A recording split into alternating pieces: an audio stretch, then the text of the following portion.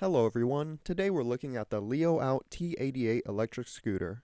This scooter has 1500 watts of power coming from a 48 volt 18 amp hour battery. Let me get right into the unboxing. Now, before I even see this scooter, I want to thank this company. Their first correspondence with me was asking if I wanted to do a video about their scooter, where I could do basically whatever I wanted as long as I posted a video. I said yes, and they responded with the tracking link for the scooter that got to my house in 5 days. This is great, as I've had other companies who wanted me to make a video like this with their scooter or bike, but they had a laundry list of things that had to be in the video, or they couldn't even send the scooter or bike to me for a couple months. So I just ended up not doing the video for them. Anyways, enough talking about that. The scooter came with this multi-tool which includes sockets, which I've never seen in a multi-tool like this. The scooter also came with a 2 amp charger and the instruction manual. I already like the look of the scooter, the graphics on the deck look pretty nice, and the red aluminum parts really tie it all together. The first thing to do after unboxing it is to get it charging.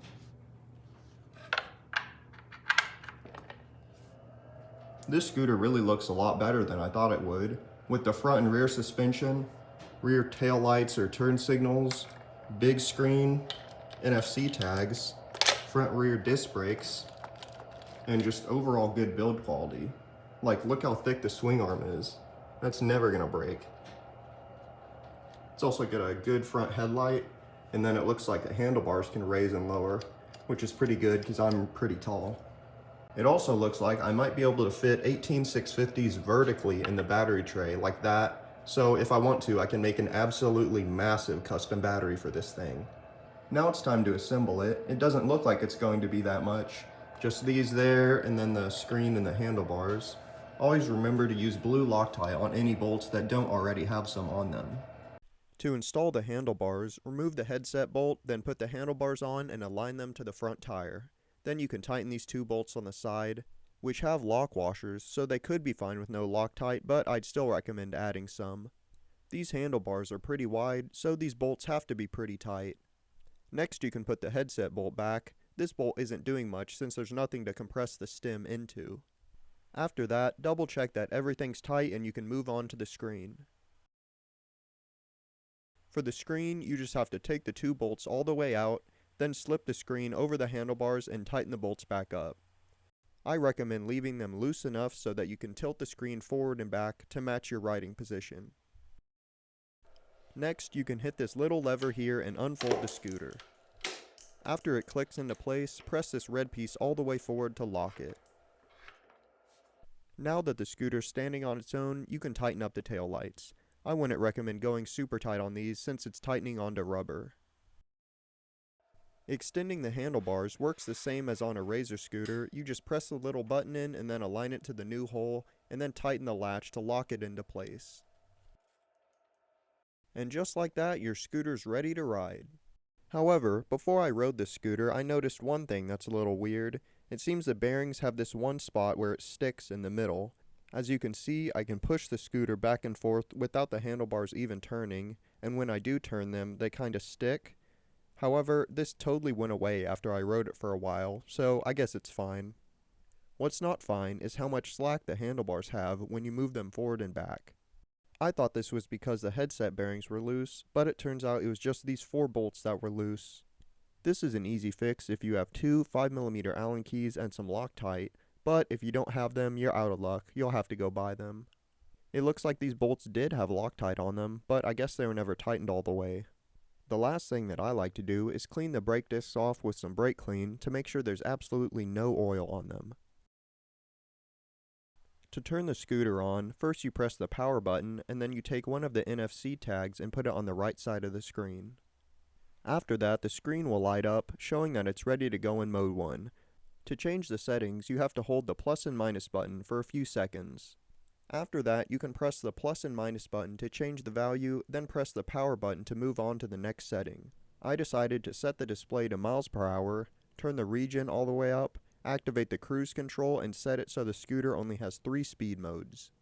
The settings from 10 to 13 allow you to set a password that you can use to unlock the scooter even if you don't have one of the NFC tags. The plus and minus buttons are pretty straightforward, they just increase or decrease the mode you're in. The D/S button allows you to put it in a park mode where the throttle won't do anything.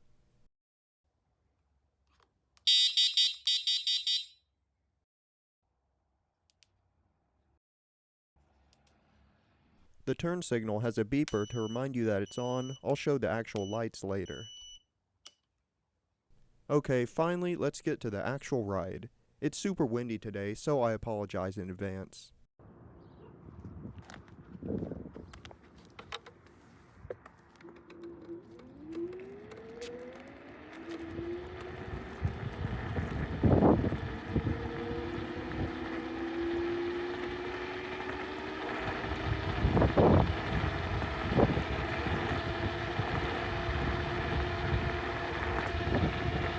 I know it's hard to see, but that's about 28 miles an hour, which is where I got it to top out at.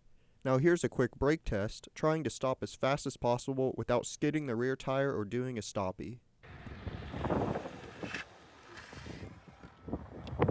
I think that's a pretty good speed. It feels like you're going pretty fast without feeling like you're going out of control. The suspension really helps it feel stable. As you can see on my shadow, it really works.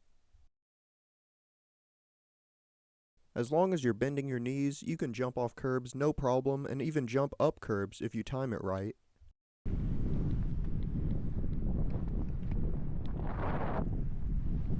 One thing I noticed that was interesting is the cruise control. I thought you would have to go full throttle and maybe hit one of the buttons to activate it, but you actually just have to go full throttle for 10 seconds and then it'll just stick like that, which allows you to cruise right along. It's a little weird to get used to, but if you don't want it on, you can tap the throttle or either of the brakes and it'll shut off.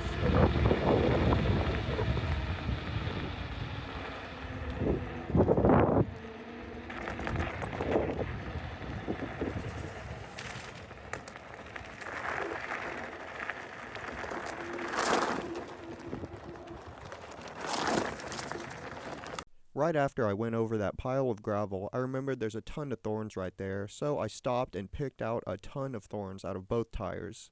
Both tires didn't leak at all, so I'd consider that a win.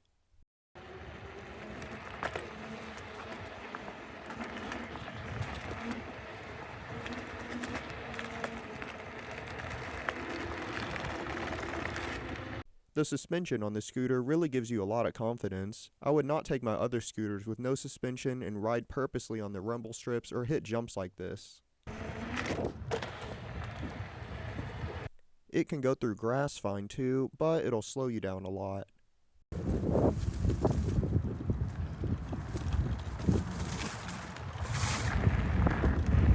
It can also do some pretty good stoppies.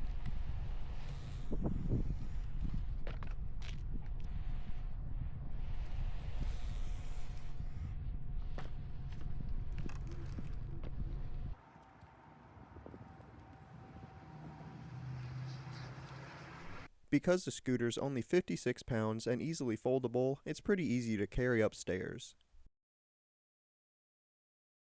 One thing I noticed right away is that the regen is actually pretty good, which means it'll save your brake pads and give you a little extra range. It shuts off once you get to about 4 miles an hour. For this first ride, I made sure to charge the battery all the way up and then ride till it was totally depleted. I decided to stop when the scooter was only going walking speed at full throttle. I ended up getting 21 miles of range, which I'd say is pretty good because I was definitely not riding efficiently. I then plugged the scooter in so I could ride it later when it got dark to check out the lights. It's got these bright white tail lights that illuminate the back and turn partially red when you hit the brake. The turn signals have this nice animated effect.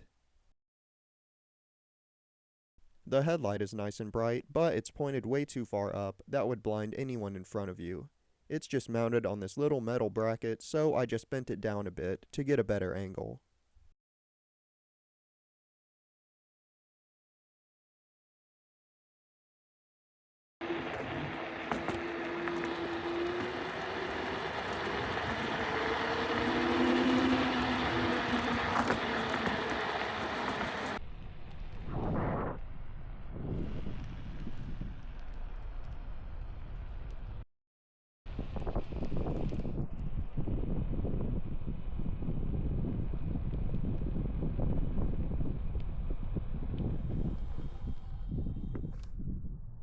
I think it's time to crack this thing open and see what's inside.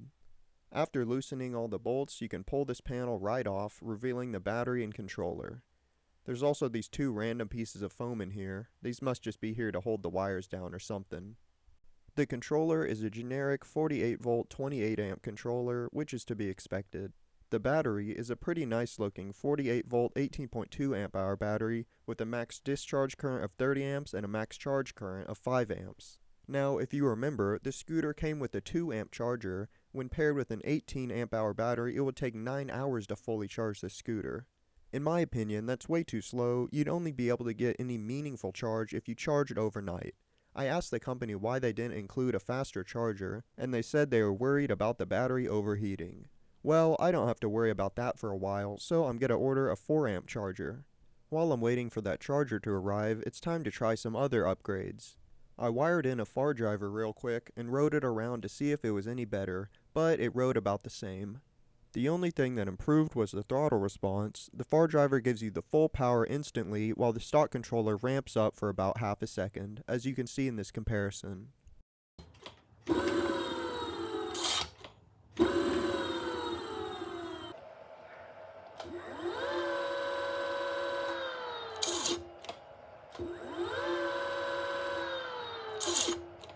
I then tried out a 72 volt battery and I got it up to nearly 2 kilowatts, but it really wasn't that much faster, so I think it's better to either leave this scooter stock or totally replace all the electronics.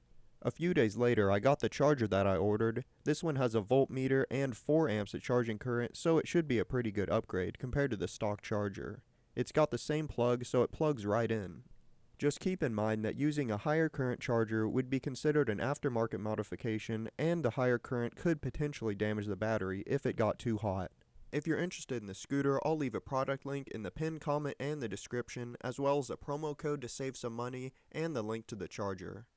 That's all for this video. Thanks for watching.